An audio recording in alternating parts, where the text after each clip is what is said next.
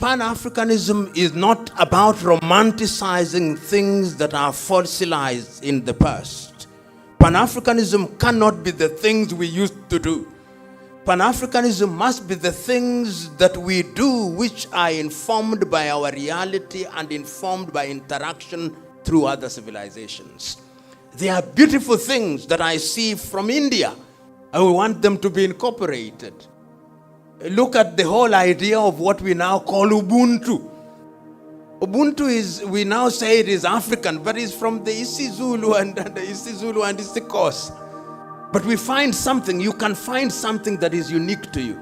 So I'm never worried. The only thing is, as long as you have your true north, you know that this is for the benefit of Africa, and you are agile enough. In my other life, I'm a martial artist. And one of my teachers in terms of his martial art philosophy is Bruce Lee and his system of Tao of Jire Kunedu. At one time he's asked, if you want to be a good fighter, what must you be? He said, you must be fluid. A good fighter must be fluid, must not be rigid. It must be like water. When water gets into a cup, it takes the shape of the cup. When it gets into a bottle, it takes the shape of the bottle. It can be solid, it can be gas, but it's still water.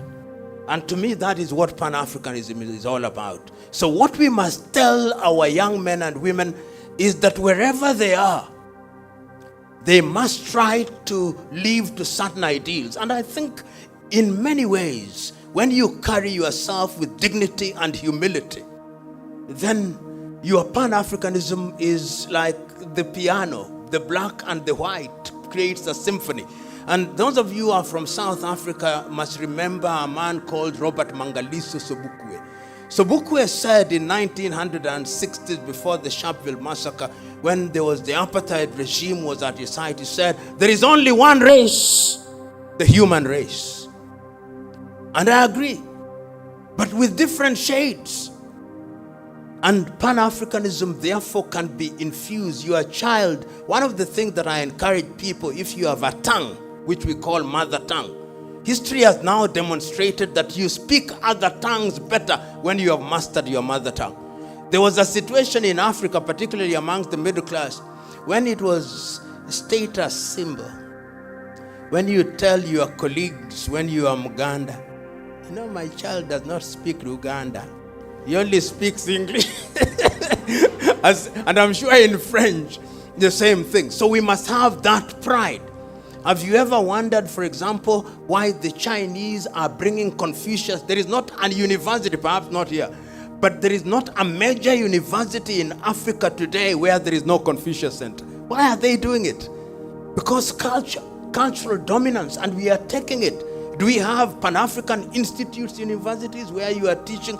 They are starting to teach Yoruba, Igbo, and Hausa at the university, at the Friendship University in Russia from next year. Are we teaching Yoruba in our universities? Are we teaching Hausa? So in a nutshell, Professor, what I'm saying is that we must define what Pan-Africanism is, and it must not mean, you know, one of the things that I find very annoying is that when an American, these foreign heads of state are visiting our countries, then we parade young boys and young girls in Saiso and say that is our culture. Our culture must have changed, unless we simply want to demonstrate this is what we used to do. But it doesn't mean that that is what we are doing now. Things have changed. So I hold the view that there is discourse for Pan-Africanism. Right now, through my own little foundation, we are beginning to found Pan-African institutes. We are founding one in Eden University in Zambia. We are founding one in Lukenya University in Kenya, and the Unity University in Hargeisa. And we are saying we want to define. We don't want to romanticize Pan-Africanism. We want to give it practical meaning. Will we make mistakes? Yes, we will. Will we be corrected? Yes, we will. 100 years from today, will it be richer? Yes, it will be. The Confucius that the Chinese are talking about, how many years did he live? Many years ago. So I hold the view that that is what we must do. Today, as I conclude answering your question, the whole idea of public lectures is dead in many universities. I remember at one time at the University of Nairobi when I was still teaching, I invited from Uganda one of the best constitutional legal minds in Africa, Professor George Kanyeihamba, to come and deliver a lecture. I had to go to classes to beg students to come and listen to him. To beg. And it happened to me again at the University of Nairobi when Wole Soyinka was at the university. I had to go running from class. I say, we'll give sodas. Which is what they used to give us when you are donating blood, you remember. Can you believe it? But you go and you yourself are university administrator. The whole idea of public lecture is about public discourse, because an academic must know that we can disagree. Is a competition of ideas. If your idea is superior, it prevails, and we disagree in an agreeable manner. Today, because we have lost the culture of debate, if you hold a different opinion, you become my enemy. Even in the academic field, you find somebody, you come in the morning at the university, you greet Professor Mugendi. The man is not replying. Why? Because we had a discourse. Says, and you ashamed me in public. How can an academic be ashamed?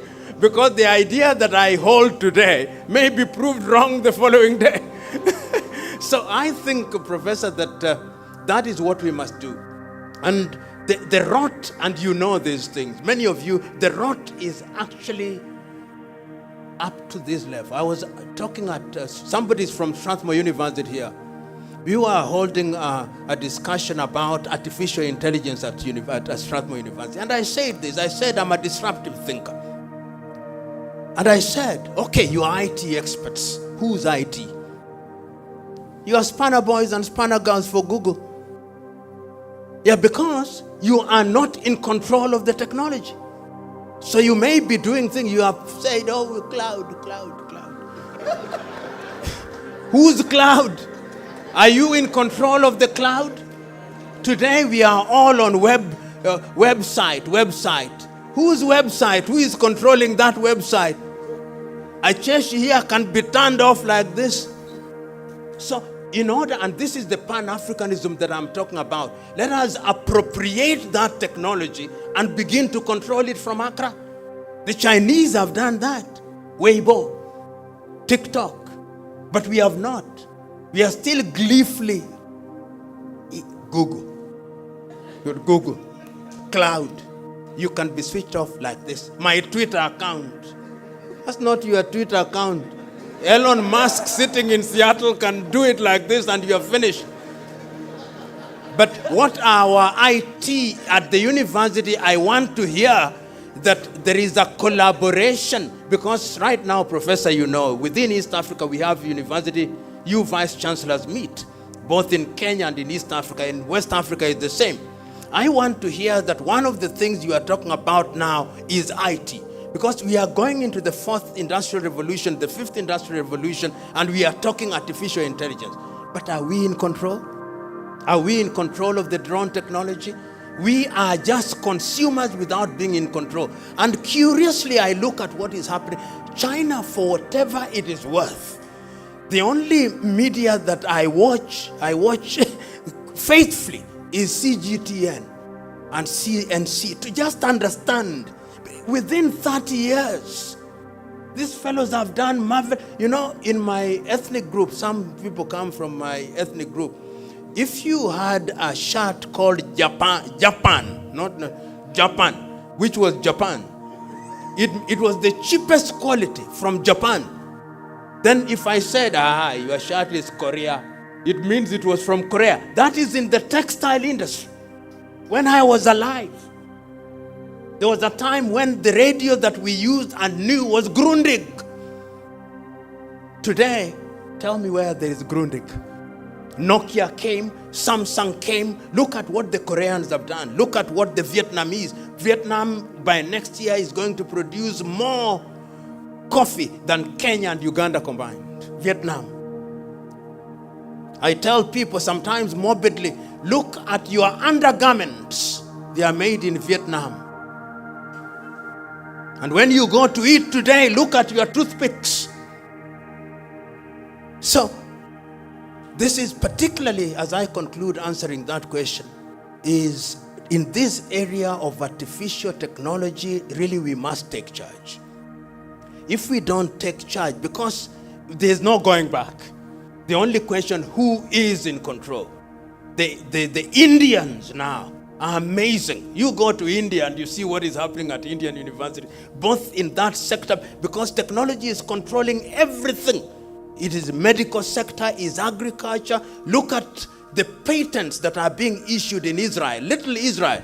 Israel registers more patents than all African countries combined. Little Israel. Israel is smaller than Greater Accra.